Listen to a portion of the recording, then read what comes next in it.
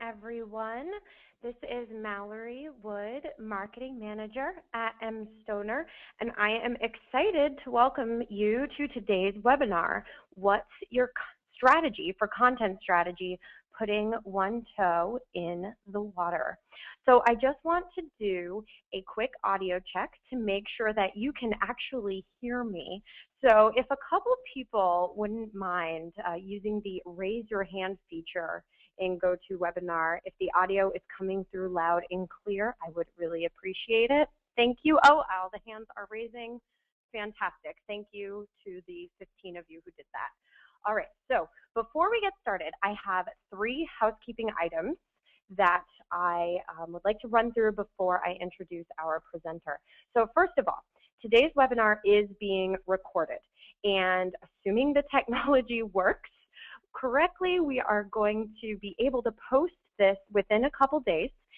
You will, or you should receive an email with the link to view the recording in case you want to review any of the information presented today, but we're also going to put that video on our YouTube channel, on the mStoner blog, and on EduUniverse. So it'll be in many places, and you should be able to find it pretty easily. Second, the hashtag for today's webinar, if you're on Twitter, is hashtag CS in higher ed. So I hope you will join me in the back channel as Susan is presenting this awesome webinar. And finally, during the webinar, you can use the chat feature to ask questions. So we have saved about 10 minutes at the end for Q&A. And if we don't get to your question, Susan will absolutely follow up with an answer on the mStoner blog next week. So you can also tweet us questions at that hashtag CS in higher ed, or just use the question feature right within GoToWebinar. So without further ado, I would like to introduce today's presenter, Susan Evans. Susan joined the mStoner team as a senior strategist last September. As a senior strategist, Susan helps institutions tell their story in print and on the web. Before mStoner, Susan spent 20+ years directing communications, marketing, and technology at the College of William and Mary. She's presented at regional and national conferences, including High Web, CASE, and the American Marketing Association Symposium. During today's session, you can tweet Susan. Her Twitter handle is @SusanTEvans, and of course, third time, don't forget to use that hashtag CS in higher ed. All right, Susan, I am going to turn this session over to you. Let's get started. Thanks, Mallory. I appreciate the introduction, and thank you for joining me, everybody, this afternoon as we get real about content. I don't know about you, but when I look at my own Twitter feed these days, I see 2 topics that just simply won't give up. The first is responsive web design, and the second topic I see is, well, you probably have guessed it, content strategy. And as Mallory mentioned, like many of you, I've been doing web content work for years, but during the past year, I've noted that content strategy is a regular topic within, among communications professionals. In fact, I vividly remember the first time I heard a conference presentation about content strategy. I was, to put it mildly, overwhelmed by the presentation that I heard. So right now you're looking at a photo of me on the slide that just says hello and who I am, and this is what I look like on a typical day.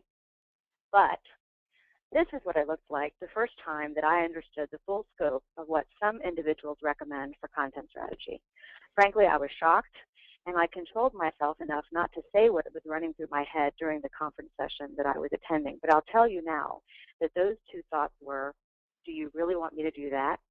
Followed by, please don't make me. So you might as well know, as we're diving into our topic today, that content is not easy, it's not simple, and it's not about technology. But creating compelling content requires human capital. With some goals and a reasonable plan, and frankly some hard work, a practical and effective content strategy is possible. So here's what we're going to cover in the next 40-ish minutes or so. There are 3 high-level topics. First, we'll talk about what is content strategy. Second, what are some practical options for getting started? And third, what resources are out there to learn more?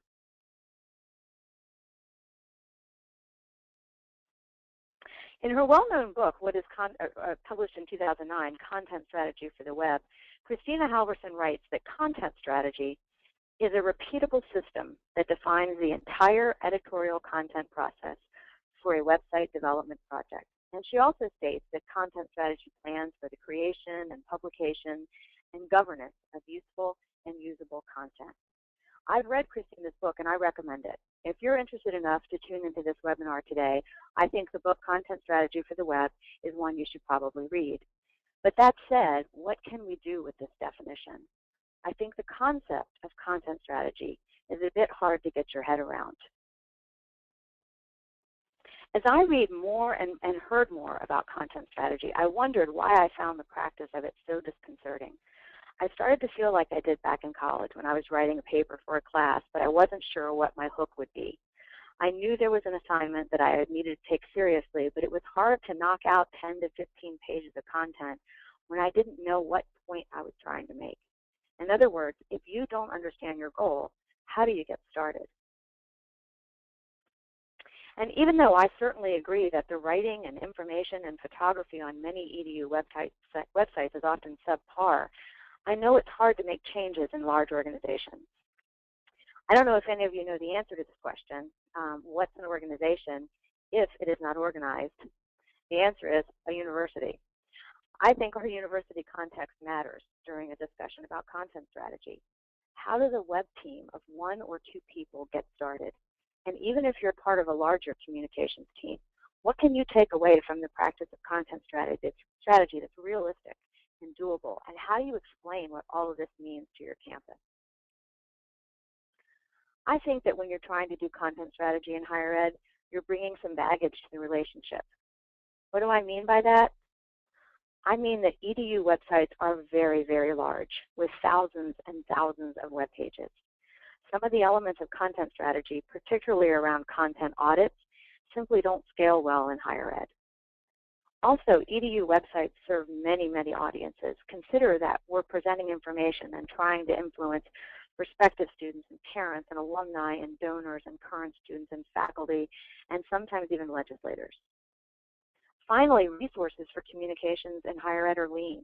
It's the kind of environment where there are very small teams managing the central web presence, and we rely on admin assistants to moonlight as copywriters.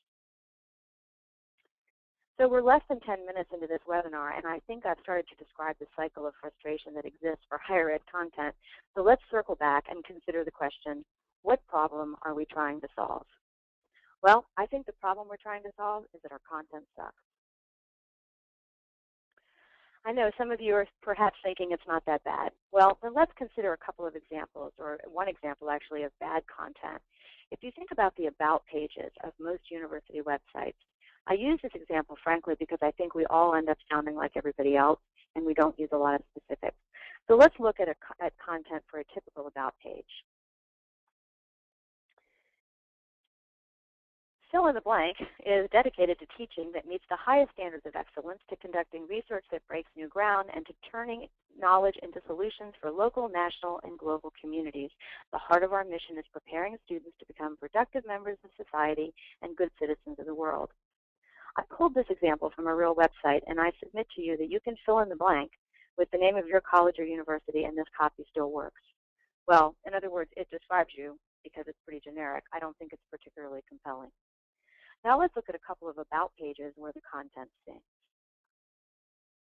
I think Lafayette College does this better. This page from the About section of the Lafayette website draws me in, and it's definitely more memorable.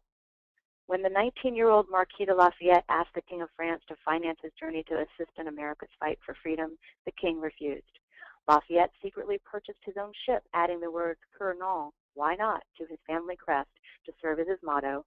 The Latin phrase "Cur non" guides Lafayette College today in challenging students to move beyond the comfort of their familiar environment and experiences. Here's another example from a Quaker boarding school near Philadelphia. At George School, we believe the world can be better and society can be different. We think that the rat race isn't the only means and majority rule.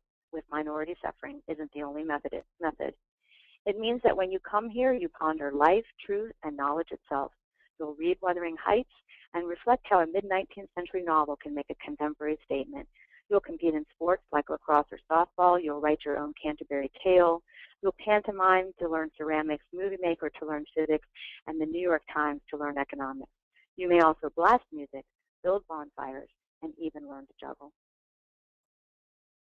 So I hope you're starting to see what I mean about improving the content on EDU websites. We all want better copy, right? How do we make that happen? What's the strategy for content strategy? I do think that recognizing that you have a problem is a first step. You signed up for this webinar, so you can check that step off as complete. Now let's quickly run through some basics. You all know this, but I think it bears repeating. You start with audience. Who are they, and why are they important to you? Knowing your audience makes it much more likely that you'll craft content that hits the mark. After audience, we move to message. What do you want each of your audiences to know and understand? Once you know who your audience is and what you want them to know, we should ask what text, photos, and video best convey the messages you want to deliver to the audiences you want to reach in the media they prefer. If that content already exists, where does it live? And who owns it? What shape is it in? If it doesn't exist, what can you live without, and what do you need to create? I don't think it matters whether the content you need is for a website or for your social media properties. Regardless, you have a beast that needs to be fed. Let's talk a bit about 4 goals you probably have for your content. You want to inform your audience, help them understand, connect with them, and encourage them to act. Let's talk about inform. Content used to inform includes facts and figures, people and places, alumni offerings, academic programs, and news and events. To help your audience understand you, your content should deliver a sense of personality, points of distinction, an overview of your impact, and some context about your institution. So we all want to connect, and you know you've connected with your audience when your content triggers responses like these. I can see myself there. Or, wow, what a place. Or, I'd like to be part of that. Or, where do I sign up? Finally, your content should prompt your audience to act. We want them to visit or apply, to hire an alum, or to make a gift. That all makes sense, so let's talk about some nitty-gritty details that you can use within your own approach to content strategy. An early step in your own content strategy is to define your real-world goals and then get all the people in the room, all the right people in the room, to make sure you're all on the same page. Depending on where you work and the nature of your web content, you might want to increase the number of applicants, or maybe you want to increase the profile of your university. Regardless, you need goals that you write down and distribute to anyone communicating on behalf of the institution.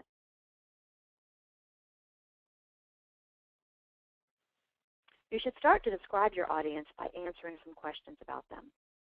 Why should the audience care about your message? And what do you want them to do once they do care? And how will you know if they do care? In order to do this well, you need to get specific.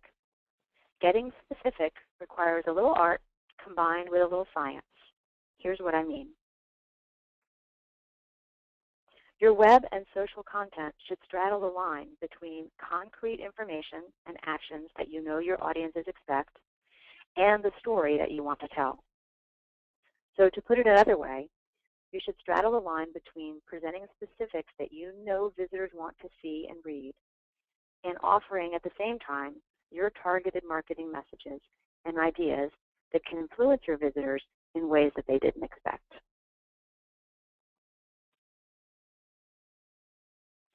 I think this is best done, this combination of content strategy and creative brief, in a document that's part plan and part creative brief. Thinking of this document as something you can share with anyone on campus, is a way to get started. You should think about developing content for both your website and your social channels, and this document can help you outline the goals and audiences and messages, how you talk about yourself, adjectives, proof points, and ways that you'll measure the effectiveness of your content. I think you can use this process of putting together a content strategy that's combined with a creative brief to really tease out the preferences of people on your campus.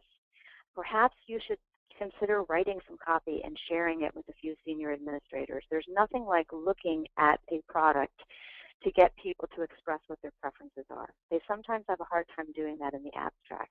But if you give them some copy to look at, a web page to look at, I think sometimes they can start to see what adjectives don't work or what ways of talking about ourselves we don't prefer.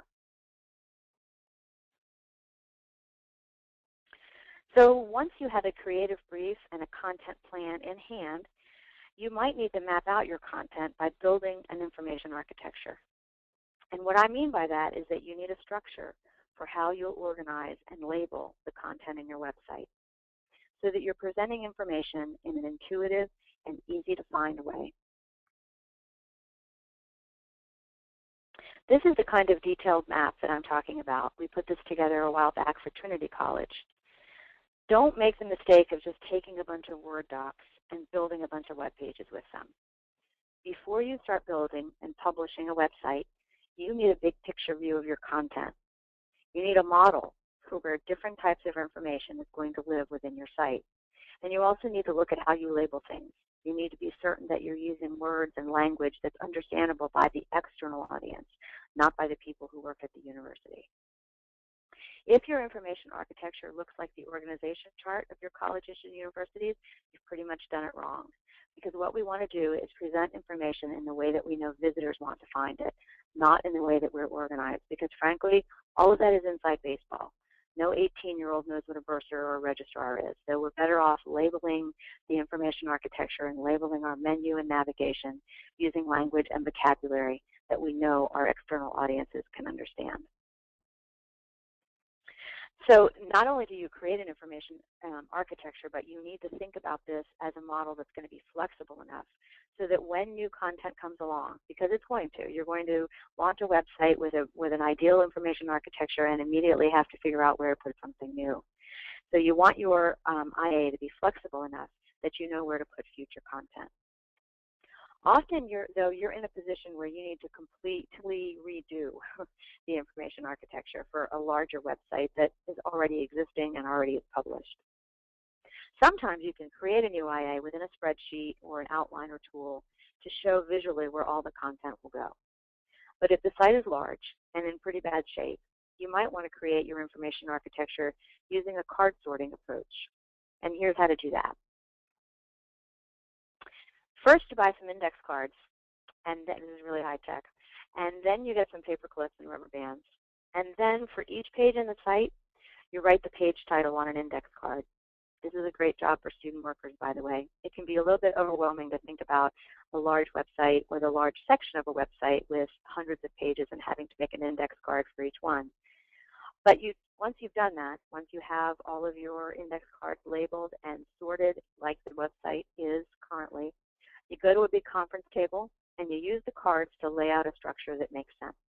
You start combining things that were previously separated. You start reducing the number of menu items. You start reducing the number of pages. And as you make decisions, you clip the stacks of cards together and you rubber band them in the right order. And then you transfer what you've got to an outline form. Now, I know this is tedious, and a lot of you probably already know about this approach. But I wonder how many of you have actually taken the time to do it. It's one of those things we all know we should do, but we can't quite stomach the idea of it. If you have, though, you know that it works really well for putting together the IA of a large, complex site.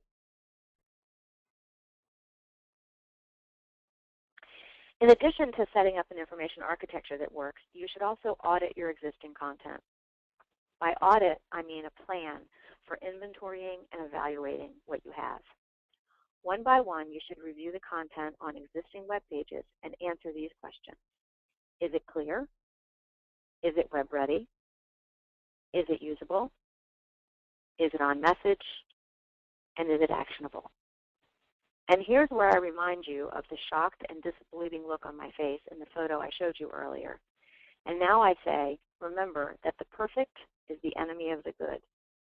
Some of you might have a well-maintained, content-rich website and lots of staff resources to do a complete content audit.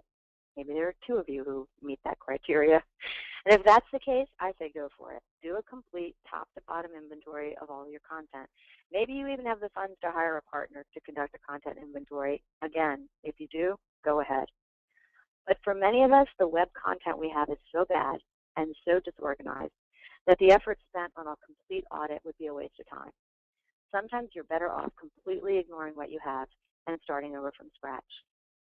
Think about construction. Think about the buildings where we learn that renovation of that space is twice as expensive as starting from scratch. Same kind of thing when you're thinking about auditing your content. And based on where your site falls in the spectrum, you'll need to make a judgment call about how much time to spend on your content audit. But regardless of the extent of your audit, you need to keep score. You need to write down what you find out about the content that you review, because you're going to be using that information, the things that you find out, for planning purposes.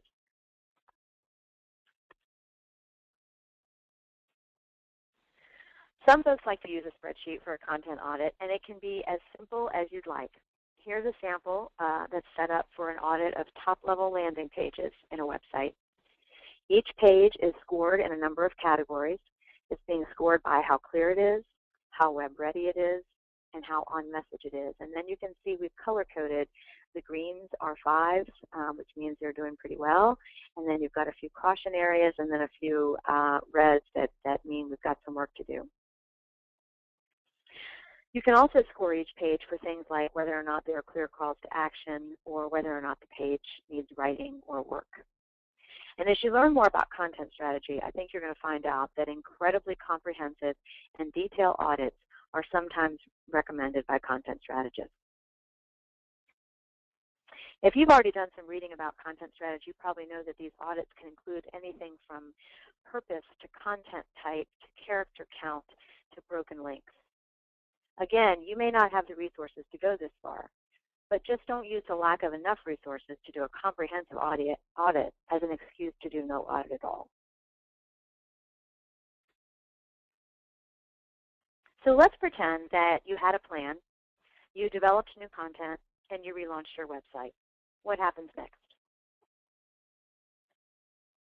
I'd like to wrap up with some additional advice about the point that content needs to be managed over time. You can't just do it once, you've got to do it again. I think you probably all know that it's not a one-time project, and when you get your content in shape, you can't walk away for a few years. So here goes with a little advice. First, you should watch what happens. Measure what you're doing. If you've developed content that is meant to increase applications, then you should collect analytics that demonstrate success and allow you to make the changes if you aren't getting the results you expected. That means you've got to have a number in mind, and that means you've got to be able to tie what you're doing to an increase in that number. Here's an example of metrics that might be used in advancement-related content. Perhaps you're going to be tracking clicks to online giving pages and then comparing that to the number of online donations that are made. It's a way to see what your success rate is and a way to find out that people are finding the online giving link and then seeing how many of them take action. Or maybe you'll look at increases to participation rates on social channels. It's a good idea to also gather people together for editorial meetings and make sure everyone is on the same page about big ideas and tone and voice. You should also put together a calendar around stories and themes and messages. An editorial calendar should include web and print and social and video. I know this is complicated to do. I know we all, at most universities, there's a lot of communications going on, and we're still operating in siloed units. But athletics still needs to know what development is up to. And admissions needs to have information about what's going on in the dean's office and what's being promoted there. So you get the idea.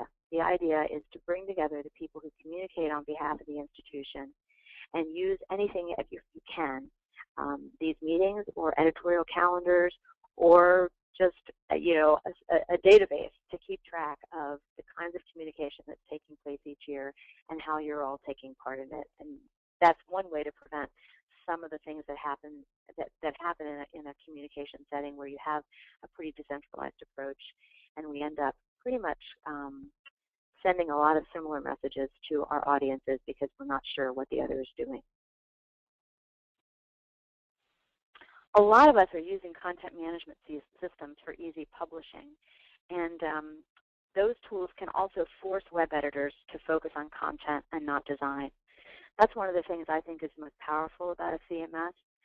It removes, if you set them up correctly, if they're centrally accepted by your campus, which more and more that is the case, you can really force your content editors to only look at what they're going to be writing. They don't have to spend any time on design or layout or navigation. All that is controlled centrally, and you can provide them with the time they say they don't have to focus on content. A CMS can also make sharing content, pieces of content across web pages easy to do. Perhaps the Central University Relations Office writes a piece about a biology faculty member. With a CMS, this kind of content can be shared with the biology department and made available on their website, which means that we're all having to produce less content because we're able to share it more effectively. Also, your CMS can require certain fields for users to complete and fill in when they're creating pages, like page titles and metadata. And requiring those elements and making sure that they appear as part of your web content will help your search engine optimization. So here's a few final nuggets, and then we'll take some questions. The first is, I think we all know that compelling photography paints at least 1,000 words and is often more memorable. And speaking of words, less is more, so be concise as you develop content. Your readers will appreciate it, and you'll have less to maintain.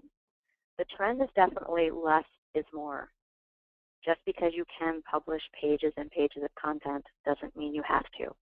And I think as we're doing content audits and evaluating what we have, we should be flashing a lot of it, and we should be using Google Analytics to help us determine whether or not people are even reading some of the content that we've published on our pages. And speaking of maintaining your content, every web page on your website should be owned by someone, and that person must be accountable for making sure that the content stays fresh.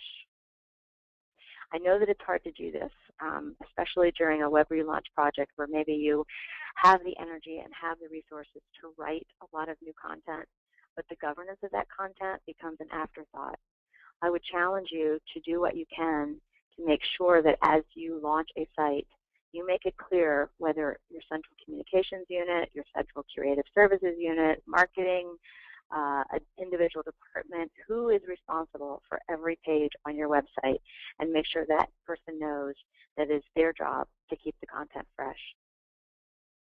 And speaking of fresh content, many of us are using social channels and content from those social channels and RSS feeds on our EDU websites. Curation of content requires human capital. Curation is not just for museums anymore, right? This is digital curation. The idea that you pull from content that's produced elsewhere and present it in your site. And the way that you put that content together, the human capital and intelligence that you use to promote and highlight certain pieces of content and place them next to each other, is what creates perhaps a new context for the content that you're displaying. Finally, we're back to another concept that we talked about earlier, and that is responsive web design. Screens are getting smaller and smaller. Some are predicting that within the next 3 years, mobile web browsing will eclipse browsing from a desktop or a laptop. That's incredible to think about. It means less resources are going to be the trend, and we're all going to need to figure that out. My last slide offers some resources that you might want to check out. Mallory mentioned EduUniverse at the beginning of the webinar. EduUniverse is a website that mStoner sponsors. It's at eduuniverse.org. It's essentially a site where you can create a profile or not You can share content if you decide to create a profile, or you can simply view the content of others. We have almost 500 people who work in higher education, marketing, and communications who are contributing content almost every day to EduUniverse. There's a lot there about web communications and in particular content strategy, so that's one to check out. And that again is at eduuniverse.org. The mStoner blog is also a place where we regularly talk about issues of content strategy, so that might be something to visit occasionally. 2 books I recommended. The first one, as I was starting, Christina Halverson wrote Content Strategy for the Web, and Erin Kassane wrote The Elements of Content Strategy. Both of those I recommend to you, and I hope you have a chance to check them out. Another blog that I follow regularly is the Neat Content blog. It's a blog that is jointly created and developed by Georgie Cohen and Rick Allen. And there's a lot of great detail there, a lot of great suggestions and concrete ideas for improving and getting started with content strategy. Okay, I've talked enough. I followed my own advice and tried to be concise in my content. So it's time for your thoughts. I'll pause here and let Mallory share any questions or comments that you all might have been sharing with her. Yes, Susan, that was awesome. And there has been a lot of really great conversation going on in the back channel. A lot of people really picked up on the idea that the way your content is organized on the site should not match the way that your institution is organized internally. And so I think that that was one of the points from the webinar that really resonated with the audience. We do have some questions that have been queued up, and just to remind folks, either tweet your questions now or send them via GoToWebinar if you have any questions. But Susan, I'll start with a couple that we have. You mentioned that many colleges and universities have very small communication teams and limited resources devoted to the web. So what are your suggestions for finding writers who can develop compelling copy for websites? Yeah, that's a really good question, and it's one that almost everybody I meet is struggling with, because it's interesting to me that even when I visit a campus where the web team seems to be fairly large or the communications team seems to be fairly large, there often aren't a lot of people who have writer as their title. But there, as we know, these systems that we're creating and these communication tools that we're using require content development. It's the beast I mentioned in the slide where I talked about feeding the beast. I have a couple of ideas. One is, frankly, all of us are operating in situations where our websites are big enough that we're relying on a decentralized model for content. We often are using web editors across campus to update websites. You know, you wouldn't think you need it anymore, but I think you still need writing for the web workshop. People still don't seem to understand that writing for the web is different than writing for other mediums. Or if they do understand it, they haven't put it into practice yet, because I'm still seeing lots of websites that don't take into account some of the best practices that we know about web writing. So I would certainly recommend that. You can use freelance writers. I know that there's a cost associated with that, but often we have some discretionary budget that we can put towards freelance writers, even if we can't hire a full-time person with benefits to do writing. So if you have some flexibility with funding and can hire freelance writers, that's often a great way to extend your own capacity. I've had some success using students as writers. Depending on the school that you are in, you may or may not, but you may have a communication program, you may have a marketing track, you may have, you know, an academic curriculum where students are learning to write for various mediums in a marketing context. So I would recommend searching for those students and giving them, you know, incredible job experience, which they can certainly use as they go out and compete in this tough job market. I also think if you do a good job internally at writing your top-level content, sometimes that becomes a model that people throughout campus can imitate and can learn tone and voice from. I think widely sharing that creative brief content strategy document that I suggested creating is also a good way to help people know what they should be doing as far as writing goes. And then finally, another idea that I've seen that works pretty effectively is some schools create personas. They create essentially personality types that describe different kinds of members of their audience and what their preferences are, and they teach people how to write it based on who they're communicating with and what they know about that particular persona. All right, our next question is, have you seen universities tackle content audits, and what can they do with the data that they gather during a content audit? Yeah, I mean, I'm plenty of universities do. It is an overwhelming thing to think about, and frankly, you know, it's for most people, it's not a lot of fun. I would suggest that if you have the time to do it comprehensively, you know, it certainly makes sense. But regardless, I think if you decide that you're going to gather some bits of information about certain sections of your site or even the top level content across your site, it allows you to make some decisions that you're going to need to make. The first thing I think you can do if you do an effective content audit is that you're going to be able to decide what you can delete. You're going to be able to perhaps find content that you didn't know was out there, that you don't even need to wait to ask anyone, that you know you can get rid of right away. And so that's a good thing to be able to do with the data that comes from a content audit.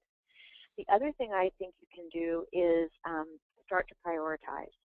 If you score things and can really look across a section and see where the red spots are, see where the negatives are, it allows you to decide that you're going to give certain priority to that rewriting, because it can be overwhelming to think about having to rewrite so much content. And if you can use the audit to help you see where your priorities are and get started there first, I think that's also beneficial. And then finally, I think you can use the audit to start divvying up work amongst a web team, amongst a task force, amongst a committee of people that you've put together for developing content. You can use a content audit as a way to discreetly separate sections and farm it out to various people who've said they'll participate. So another question that was asked along the same lines, if you don't have time to test user reactions to your content, who makes the decisions as to what is acceptable or good in the audit? Well, I think that audit needs to be done in the context of that creative strategy or brand platform that I referred to before the content audit. So in the best of circumstances, you have some materials that are centrally provided to you, or you're responsible for providing the central materials that talk about message, that talk about audience, and what themes and proof points and ideas are used when we talk about fill-in-the-blank institution. And I think if you get some agreement from your marketing professionals or your senior administrators about that creative strategy and that creative brief, then you can use those decisions as a way to help evaluate and make judgments about what content is acceptable and what is not. I do think placement of that content is relevant. I'm not saying that your site, 10, 12 levels down doesn't need to be awesome. But frankly, you ought to make decisions about admission content. You ought to make decisions about top-level marketing landing pages and make those a priority. So just so everyone knows, I've gotten a few questions about whether or not we are going to be sending out a copy of this presentation, and the answer is absolutely. In fact, we are also recording the presentation, so we will have that up on mStoner's blog and EduUniverse and our YouTube channel, hopefully tomorrow, but very early next week if it takes a little longer to get that up there. I also want to point out that a few people on Twitter have asked what sites in higher ed are currently using responsive web design, and there is a directory. I sent that out to everybody via the chat feature. but if for some reason you can't access that, it's a bit.ly link. So it's bit.ly/higher-ed-RWD, and it's all lowercase. So you can check out that Higher Ed Responsive Web Design directory at your leisure. So Susan, our next question comes from Twitter. Can you recommend a crowd-pleasing content management system? You had talked a little bit about CMSs in your presentation. Crowd-pleasing content management system. Here's what I think about content management systems. There's a lot of them. There are some that certainly have been widely used among higher education institutions, and I think you could probably find those out easily in a number of different settings. But frankly, in my opinion, there are a number of different content management systems that work for higher education. There isn't just one. What matters is the way that they're deployed. So when you think about content management systems, they have the capability to do a lot of things, and they have the capability to control a lot of things. So you can prevent people from, using flashing text and red text and making, headings H25 or H1. There's a lot you can do with a content management system that essentially controls the way content looks and information is presented. I also referenced a couple of suggestions related to CMSs where they can control, what we require people to submit before they publish. The reason that in my opinion, the reason that content management systems sometimes don't work as effectively is not usually the fault of the CMS. I think it's in the implementation. Sometimes campuses don't have the institutional will to make some of the decisions that need to be made. They're not willing to require certain things of people. They're not really willing to prevent publishing if certain standards aren't followed. And as long as that's the case, I think we're not taking advantage of the power of a CMS. I probably am not answering the question in the way that the person might have intended that I answer it. So I'll go back and say that the best way to identify a crowd-pleasing CMS is to do a comprehensive evaluation, to put together a list of features that you have, to involve people who actually maintain websites on a regular basis. So this means involving people outside the IT organization, outside the communications area, people who do the work every day of maintaining websites and make it easy for them. Okay, thanks. And so we have currently just one more question. So if other folks would like to ask, now would be the time. But this would also be a really great question to wrap up on. Colleen asked if, or pointed out, I should say, that chances are a lot of people attending this webinar champions everything that you have said to us, and so there probably wouldn't be a lot of disagreement among the attendees. But how do we take these concepts that you've been discussing for the last 45 minutes and bring them to the people who are higher up? How do you approach this with your boss or maybe the AVP or VP of your department? Okay. And I guess I'm going to answer this question as if the person that's asking it is in a central communications unit and is trying to get executive support for some of the things related to content strategy. So I think the first thing I would say is that people in leadership roles have to make a lot of decisions, and they're bombarded with preferences, and they're bombarded with priorities from across campus. So just be aware that as you talk to your president, your VP, whoever that senior leader is, that this is one of many things that they're considering and making a priority. Which means that you need to be pretty stubborn and pretty persistent. It's not going to work the first time you describe it. It's not going to work the second time you describe it. The point is that someone on your campus needs to be an evangelist for digital communications, and more specifically, an evangelist for the idea that the web is about content.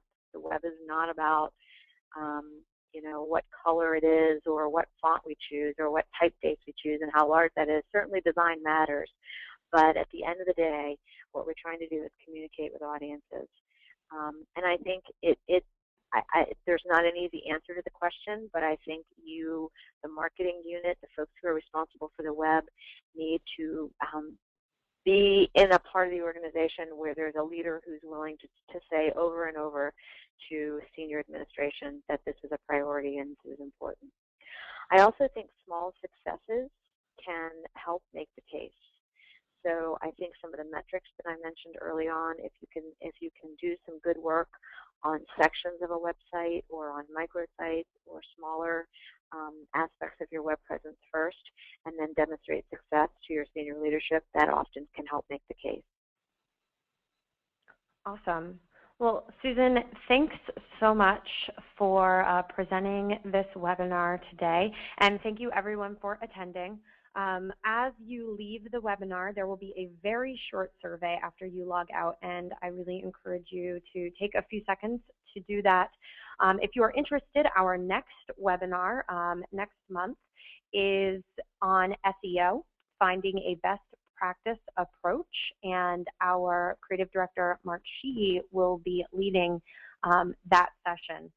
It is in July, and you can head over to mStoner.com to sign up. There's a link right on the homepage in the blog section detailing more information about that. So thank you so much, Susan, and thank you everyone for joining us today, and we will get this recording posted just as quickly as we can. So have a great day, and we'll see you next time. Bye-bye.